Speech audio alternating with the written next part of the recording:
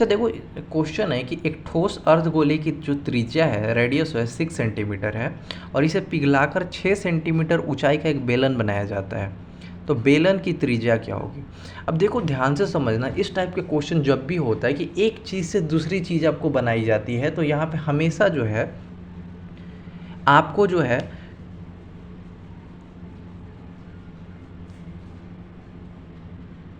आयतन आपको इक्वल रखना पड़ता है हमेशा, ठीक है ना। हमेशा वॉल्यूम इक्वल करते हैं जब भी इस टाइप का क्वेश्चन आए कि एक चीज़ से दूसरा चीज़ बनाया जाता है, तो आपको हमेशा वॉल्यूम इक्वल। तो यहाँ क्या बनाया जा रहा है? एक ठोस अर्धगोले से, सेमी स्फीयर से, सॉलिड सेमी स्फीयर, तो अर्धगोले से हेमी स्फीयर से क्या बनाया जा रहा है? बेलन बनाया जा रहा है, सिलेंडर, राइट। तो मैंने क्या बताया, दोनों का वॉल्यूम क्या करोगे? इक्वल कर दोगे। वॉल्यूम ऑफ सेमी हेमीस्फीयर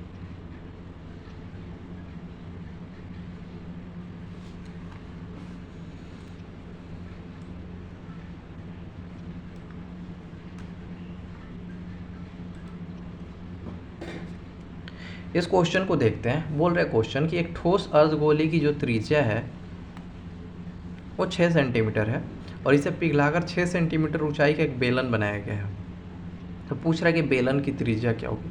अब इस टाइप के क्वेश्चन को ध्यान से समझना, जब भी आपको क्वेश्चन में ये बोले कि एक चीज़ से कोई दूसरी चीज़ बनाई जाती है, कुछ भी हो, तो दोनों के आयतन को, दोनों के वॉल्यूम को इक्वल कर दो, आपका आंसर आ जाएगा। समझ में नहीं आ रहा होगा, चलो करके देखते हैं। देखो क्वेश्चन में बोल रहा है कि एक ठोस अर्धगोले की जो त्रिज्या है इतना है और ठोस अर्धगोले को पिघलाकर बेलन बनाया जाता है।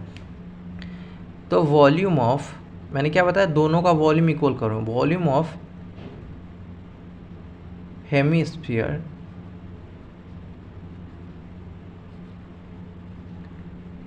Equal to volume of cylinder, right. बताओ अर्धगोले का आयतन कितना होता है? देखो फॉर्मूले तो याद रखने पड़ेंगे। तो इसका अर्धगोले का फॉर्मूला होता है 2/3 pi r square, sorry 2/3 pi r cube, right, 2/3 pi r cube. और बेलन का आयतन क्या होता है? Pi r square h. अब ये मैंने कैपिटल आर क्यों लिखा? क्योंकि दोनों की रेडियस सेम नहीं है, ठीक है ना। R1 R2 भी कर सकते थे। यहाँ से पाई तो सेम ही है, कट गया, ठीक है। तो यहाँ से पूछ रहा है कि बेलन की त्रिज्या क्या होगी। तो वैल्यू पुट करते हैं, 2/3 आर कितनी है? 6 × 6 × 6 इक्वल टू आर स्क्वायर। बेलन की त्रिज्या तो निकालनी है, इंटू हाइट इसकी 6 दी हुई है, तो यहाँ से कट कर सकते हैं ना, 6 से 6। अब इसको सॉल्व कर लो, 3 से गया 2, 6 दूने 12, 2 24, ठीक है ना, 24 equal to R square. R square equal to 24, तो आर इक्वल टू कितना होगा? अब देखो यहाँ पे ना आप अप्रॉक्स लगा सकते हो। आपको पता है कि 25 √25 की जो वैल्यू होती है वो 5 होती है।